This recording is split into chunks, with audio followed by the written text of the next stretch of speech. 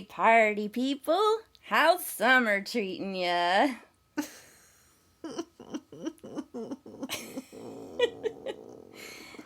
I mean, yeah, but at least it's not as hot as last year. Yet. But I can feel the scalding heat of death approaching in my bones. Shh. It's right outside. It can hear you. Get away from the window! It will see you! Ah! Stupid sun! Don't worry. When it gets hot, you can just go to the river. It's Portland, so we don't have pythons or caimans or pythons eating caimans. Or piranhas. Right. I guess we're at least lucky that we don't have any of the stuff that was mentioned in our last episode living in the rivers here. Yeah, true. But then I wonder why they keep finding so many bodies in there. Wait, what? Nothing. You know what else we don't have here? Wait, what about bodies? Dead bodies? How many have they found? The thing we also don't have here, which is why you can totally feel all cozy and safe going in the rivers. Yeah, how many bodies? If you must know, according to officials, it's like not an unexpected amount. So still super cozy and safe. How many were they expecting? Probably like 6. 6? They found 6 last year. Wait. Last year, they just find bodies in the river every year? Why are you looking at me like that? I didn't put them there. I'm not saying you did. Right. Wait, did you? That's just a lot of bodies to find every year. Not really. This year they found 8. 8? It was not an unexpected amount. Stop saying unexpected amount. Is this what this episode is about? No. What? No. Then why are we talking about it? You wouldn't let it go. You brought it up. Technically, the rising temperatures and expansion of gas inside the bodies brings them up, according to authorities. Okay, so what is this episode about? A deadly red lake that turns animals to stone. And the body count is higher than 8, I'll tell you what. How high? How high is it? So the rumor goes that in the summertime, people who aren't goths go down to the lake to relax and have this thing that once upon a time was referred to as fun. Fun. Mm-hmm. Weird. What's that about, fun? I'm immediately suspicious of this thing called fun, of which I have no memory, and also relaxing. I don't know what that's about either. Please explain. Yeah, no clue. They say that most people don't retain memories before the age of 4, and by the time I was 4, the world was all used up, and I wasn't buying up houses or investing in the stock market. In fact, if I think back, one of my earliest memories is learning that people had already destroyed the ozone layer, and I had just gotten here. Yeah. So, you might have to find a dictionary for the definition of fun. I can't help you there. Just from a quick look around, though, I'm guessing it's hunting down and murdering animals on the brink of extinction, or burning down an entire forest because you found out your baby will be born with a dick or something like that. Okay. Well, if that's what fun is, then maybe I'm not missing out. You're not, because you know what's not fun about fun? Death. Oh. Yeah. Propaganda machine doesn't want you to know about it, but having fun can get you freaking killed. Ever seen that video of those old stupid dudes that went and shot the crap out of some poor elephant that was just like thinking about what he wanted to eat for lunch, and then blam, blam, blam, these dudes just come at him because they ran out of Viagra or whatever, and they're sad about it. And then it almost ran them the down, and their tiny, squishy, flabby, old white bodies were almost trampled to death under pissed-off elephant feet. Get him! Get him, Dumbo! Get him! Yeah. It's pretty great, except that the elephant doesn't actually kill them, which is a bummer. Next time. It's a merciful elephant. Yeah, and he probably died for no reason, so, again, What? Death. What? And then there's those dipshits that started those huge fires because they wanted to show off that they can put a dick in a hole and create a baby. How many deaths did those wildfires cause? I'm not sure, but it wasn't 0. Right. Death. It's everywhere! It's true. And even if you're not a complete idiot doing dumb shit that's likely to get you killed, you might still encounter death from just going on down to your local watering hole for a dip. Nature's always trying to kill us, and lakes are just a bunch of new ways for that to happen. They're oversized mud puddles with a good marketing department. Of course, we've got drowning. Obviously. And animals. Our last episode. Mm-hmm. And viruses or bacteria, or viruses and bacteria. So many ways to die. Or even worse, get sick and not die. And just be sick forever. Phooey. No thanks. Life is hard enough and I'm relatively healthy. Compared to someone who's chock full of viruses and bacteria, at least. You said it. And some lakes, if you so much as dip your toe in the wrong puddle, your entire body might just melt right off. Ow! That would make life really hard. Nobody would hire me if I walked in and I was just a skeleton. I mean, maybe a haunted attraction. Oh, that sounds pretty good, actually. Okay, let's go find a toxic lake. Yeah! On this episode of...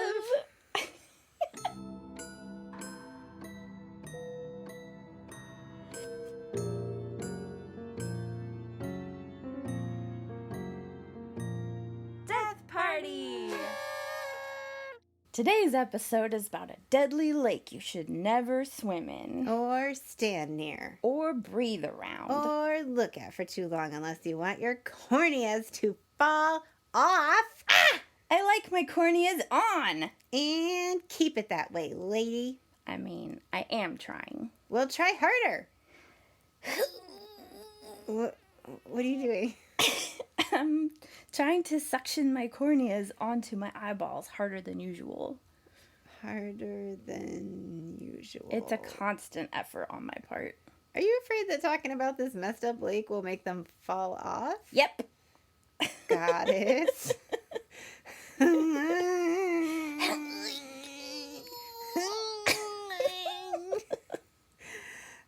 They're staying on. Good. Now, there's actually a lot of messed up lakes in the world, and the lake we're talking about today can kill you in a variety of ways. I like that. It's like a choose-your-own-adventure lake death. Exactly. Lake Natron in Tanzania sits at the base of an active volcano, and if you're only admiring her surface, she's a real looker. Her water comes in stunning orange and red hues that increase in saturation in the summer months when the water is more concentrated due to evaporation, to the point that aerial photos of the lake resemble a giant raw steak. Whoa, that is quite the image. Mm-hmm. Are we talking about the marbling and everything? Indeed. It has the weird white marbling and everything. What? No sear marks from the grill, though. Damn, that's the tasty part. Mm-hmm. Her tranquil shores are encrusted with minerals in shades of pink, matching the flamingos that use the area as a breeding ground. Ooh, and that's like the fatty bit around the edge of the steak even. It's kind of uncanny. She's everything you could want in a Technicolor lakeside getaway. Ugh, get a room already. Except for the fact that she turns any animals who fall into her waters into boiled, mineralized statues. Wow. Mm-hmm.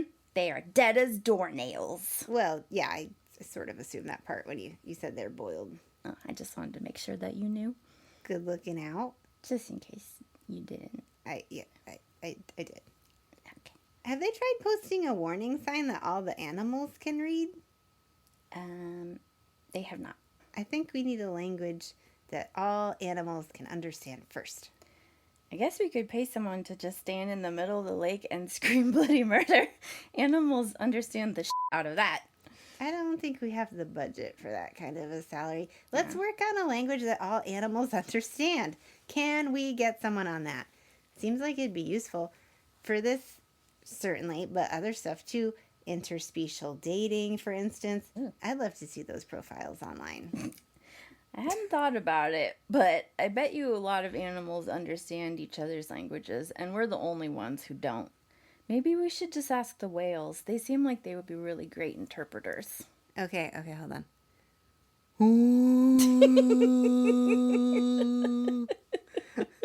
What did you say?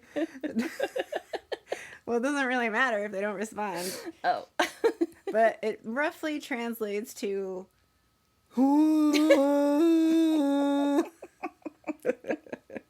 Got it. It means stay out of the fucking lake. It's like, please develop a language so that we can understand you and check out your online dating profiles. Also stay out of the lake.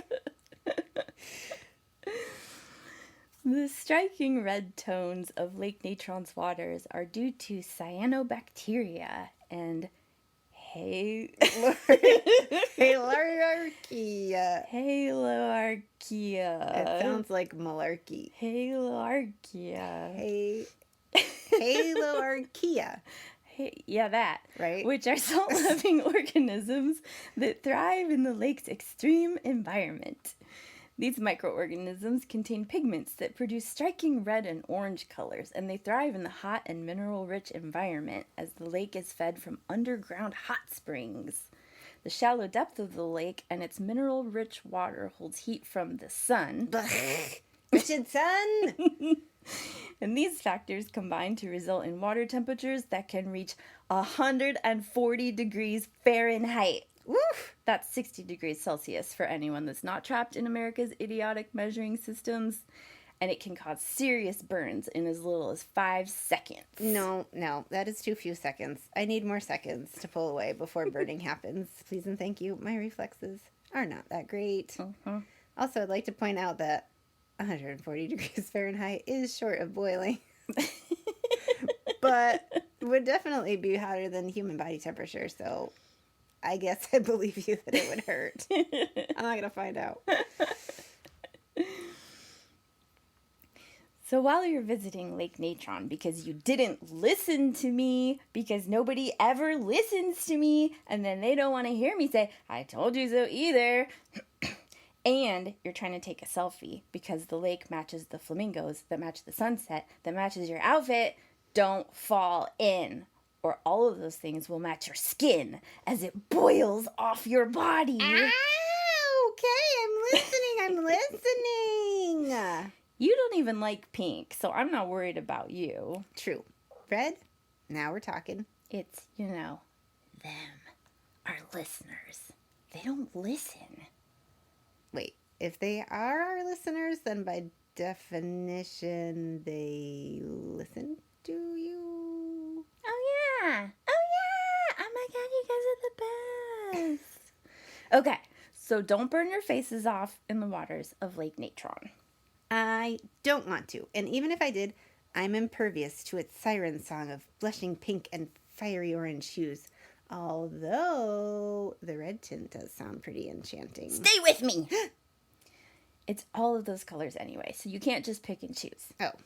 If you wanted to paint your bedroom walls the color of Lake Natron, and you went to a bougie home improvement store, the paint color would be named steak. I thought you just said I couldn't pick and choose. And if you went to Lake Natron because you didn't listen to me... Wow, I guess they really don't listen to you. See? If you went anyways against my good advice, and you brought a perfectly good steak, and you threw it into the water... Wow. All that lack of listening, and they're food wasters too? Don't even get me started. The steak would get cooked to medium doneness. That's how scalding hot this water is, which is gross. Red meat cooked past medium rare is just overcooked. Yeah, agreed. Wait, there are a lot of references to steak in this episode. Are you hungry or something? Well, I am now. But Josh won't let me make chewing noises into the microphone, so I just have to wait and be hungry this whole time until I can make dinner because I'm bad at time management.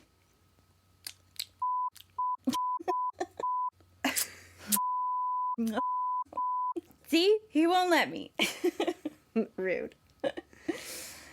Not only will the temperature of Lake Natron boil the crap out of a perfectly good steak, but the minerals in the water are also extremely caustic. So now, on top of being overcooked, you basically dunked your steak into bleach.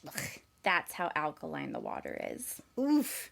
Man, our listeners are bad cooks. I'm telling ya. I've eaten some questionable things in my day, but meat covered in poison is where I draw the line. I'm okay with a little bit of poison, but that probably means I need to work on my boundaries. If all of this steak-colored caustic boiling water isn't crazy enough for you weirdos who clicked on this episode, you should also know that after the scalding hot bleach water kills any animal that falls into the lake, the heavy mineral content of the water then calcifies them, so their remains turn into salty little mummies. There are some incredibly striking photos of the ghastly results, taken by Nick Brandt as part of his series Across the Ravaged Land, that we are linking in our social media posts for this episode. We are currently on Blue Sky, the lesser of three evils, Instagram, and Facebook. And they are spooky, buddy! Most of the photos are of things with wings, birds and a bat that mistakenly and fatally found themselves around the shores of Lake Natron. And while the steak of these animals is shriveled and preserved, the feathers and fur are still eerily intact, though now a ghostly pale, bleached white. Wait, did you mean the flesh of the animals? Because you said steak. Again. No. Behold! Photos! Just for you. The listeners have to go on social media to see. Don't worry, guys. I will totally remember to add the photos to our episode 25 social posts. Hey, remind me to add the photos to our episode 25 social posts. Yes. Okay. What? Yeah, these animals definitely look like tragic lawn ornaments. I would absolutely perch these spooky bird mummies around my yard to scare the neighborhood children. I wonder if that would work. Portland kids are weird. Everything I put in my yard to scare them off has only brought them around asking me for candy. Yeah, they think your spooky decorations mean you're handing out tricks or treats. I'm a witch. They're supposed to be scared of me. Get out of here, you brats. I could be poisoning you. Okay, fine. Do you like goldfish crackers? Because we ran out of candy an hour ago. You can't feed them. They will just keep coming back. Like tiny wild animals. Crap. I already fed them. It's too late. They know where I live. They're going to leave a trail of breadcrumbs to your house. My house is marked. And just like how feeding grubby little neighborhood kids candy will bring them back year after year, despite your best attempts to scare them off, after everything you have learned about how toxic and hot and murderous this lake is, you might be the most surprised to know that fluffy pink flamingos use it as a breeding ground and hatch their tiny defenseless babies on the exposed soda flats that form as the lethal waters evaporate and condense in the hotter months. Flamingos are monsters. Do they hate their children? Most parents do, don't they? Oh, sick child burn. Sick Lake Natron flamingo child burn. If you are a child and you are listening to this, that was a joke. Don't go running to your parents and get me in trouble. Yeah, you little rat finks. Nobody likes a snitch. And anyways, this is a podcast about death. Isn't it past your bedtime? Yeah, get out of here and tell your parents to turn on parental controls while you're at it. Yeah, you're not old enough to be listening to us lunatics. You'll damage the last brain cell you have left. Because you're growing more all the time. I don't know. Is that how brain cells work? I wouldn't know. I don't have any functioning ones. So you're telling me this boiling bleach murder lake is a flamingo daycare center? That's exactly what it is. Nature is bananas. Yep. Year-round, this blood-red, toxic wasteland is home to thousands of delicate pink birds just strutting around, tending to their newborn babies. Acting like the lake isn't deliberately trying to turn everything it touches it into a pottery display.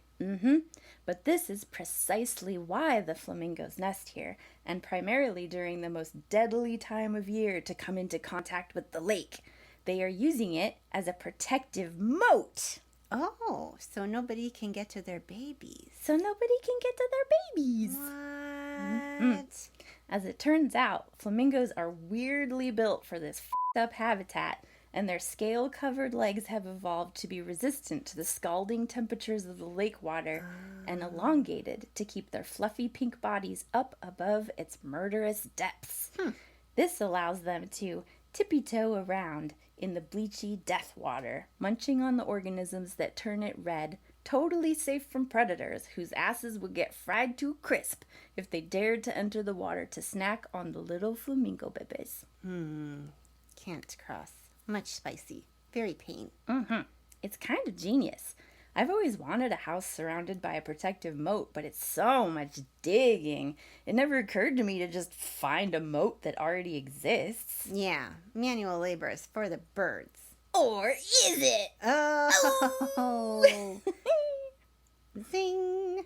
I never would have thought that of all the birds, the flamingos are the ones that are metal AF. Wow, racist. They're pink, with long dainty legs. If anything, I'm being sexist. And fun fact that everyone probably learned in grade school, but I still think is so interesting. Flamingos are born colorless, and they turn pink from eating the tiny things in the water that are high in carotenoids, and the color gets deposited in their feathers. And these carotenoids offer protection from the sun's ultraviolet rays and improved thermal tolerance. Huh? Impressive. Which is mind-blowing because a lot of the pink pigment in a flamingo is concentrated in the legs. Like fancy little leggings protecting them from the water. It would appear so. Lake natron is pure, concentrated death for everybody but flamingos. Well, and some tilapia that have also evolved to live in scorching alkaline water. But I kind of find fish boring, so who cares? Wow. Sexist. When they can, the flamingos will drink fresh water from nearby sources, but they have also evolved these sort of salt glands on their little faces so that when they do drink this nasty pond water, their little glands can filter out the excess brininess. What? This is a lot of extra work. Yeah. Just for a weird-ass, hot, boiling, toxic lake. Yep. And thus the famous phrase was coined, "What the f***, nature?" Which I just made up, although I doubt I'm the first. It's got a nice ring to it. Thanks. Now, have any humans died in Lake Natron? Officially, not that we know of. But if you fall in, it's not going to be a relaxing spa day. You'd get severe chemical burns and maybe a surprise lesson in anatomy as your outer layers politely take their leave and dissolve, depending on how fast you could get out of there. Oof, well, I couldn't get out of there very fast, so I would like my outer layers undissolved. Thank you very much. Oh my god, same! Look how much we have in common. No wonder we're friends.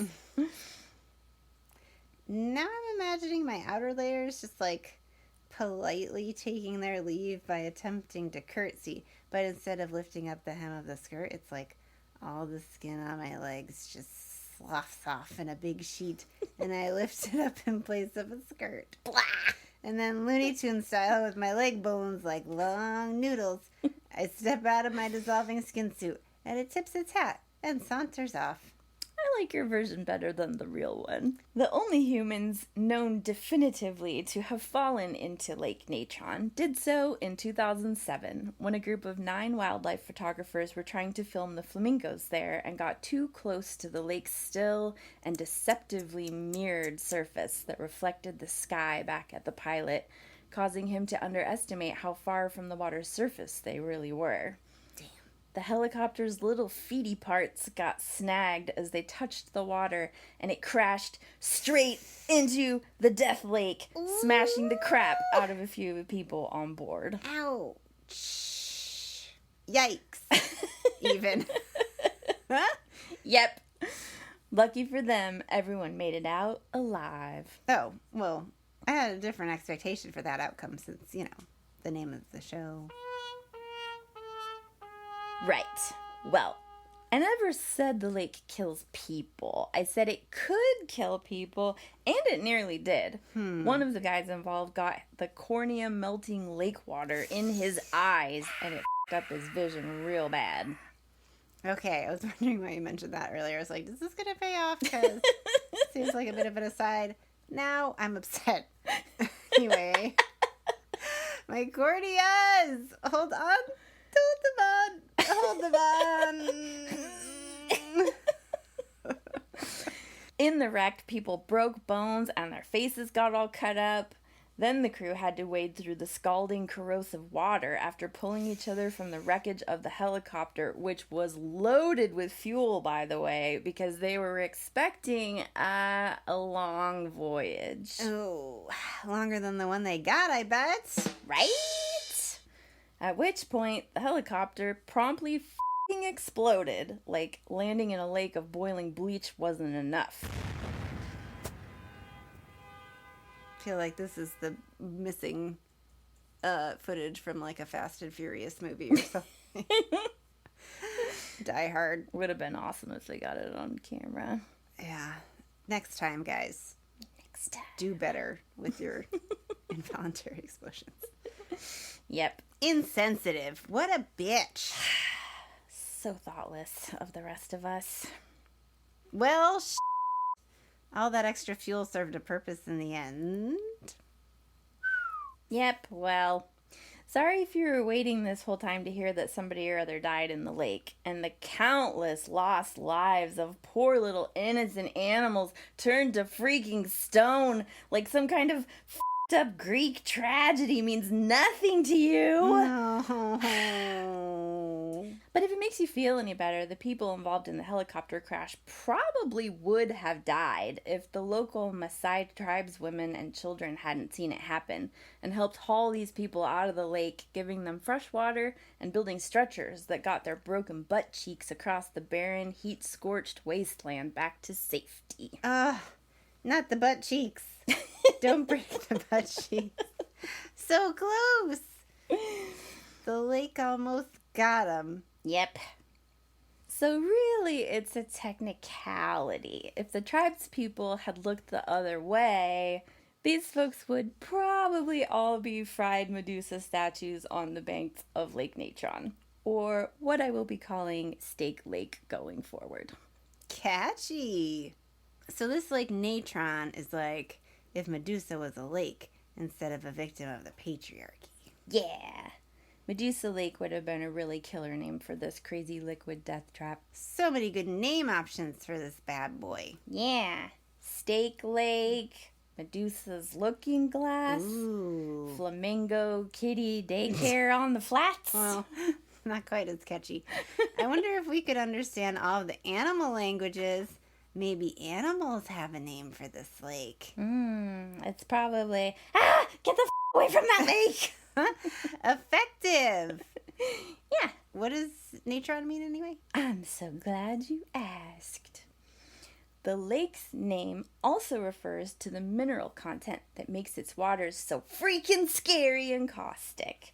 Mostly a mixture of sodium carbonate and sodium bicarbonate. Baking soda. I know that one. Yep. With small amounts of other minerals like salt and sodium sulfate, so it's a really accurate, if somewhat straightforward name. Medusa Lake would be more interesting. Or would it? What?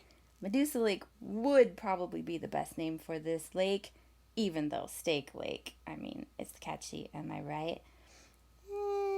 If the word natron didn't have its roots in ancient Egyptian mummification.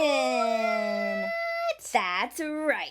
Okay, Lake Natron is better. I've come around to it. I thought you might. So, as is usually the case, the original word for natron was pronounced differently and got butchered over thousands of years of being passed back and forth and through different languages as humans used and studied it. Like animal language. I'm gonna say no. Damn it. But in any case, it is the current pronunciation of this potent mixture of minerals that can be found and harvested from Lake Natron and other dry lake beds in arid regions.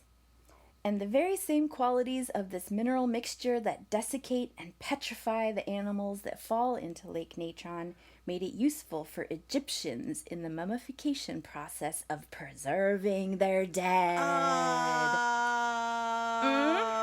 Natron, it's just kicking in. It just clicked just now. Got it. Go ahead. Yes. It is a powerful preservative and drying agent, handy for keeping your dead, meaty Egyptian bits from decaying. Yeah, it kind of sounds like you're referring to them like they're Egyptian steaks.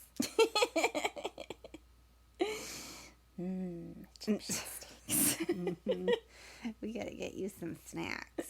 It originally had a meaning similar to divine salt or death salt, depending on how you interpret or frame it. Tasty.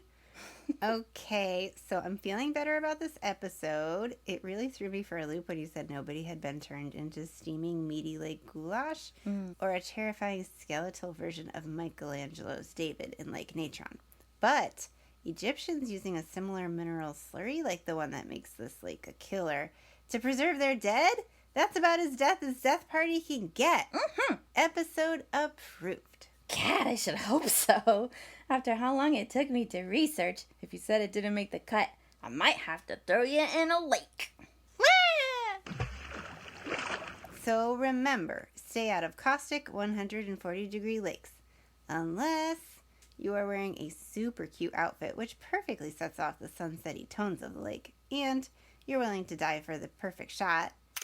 Or you're one of these goofy-ass flamingos with corrosion-impervious spindly little bird legs.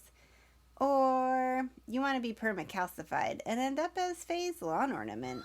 You are now art. It might be better to just stay the hell away from this haunted cauldron. Let the flamingos have it. It's quite literally for the birds. But not all of them. Oh.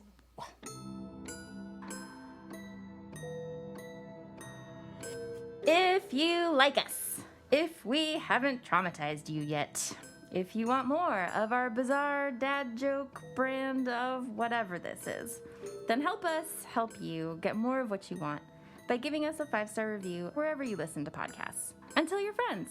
If they're as weird as you are, they might like us too.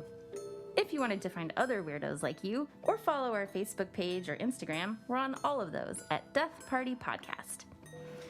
If you want to email us your amazing idea for an episode, love letters, hate mail, fan art, or your soul, you're not really using it anyway, you can send those to us at deathpartypodcast@gmail.com. Bye! Bye!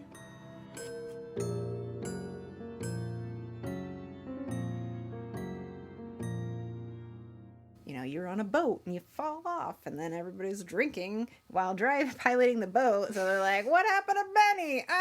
He's fine. He can swim." We'll see. We'll meet up with him later. Poor Benny. Sorry, Benny.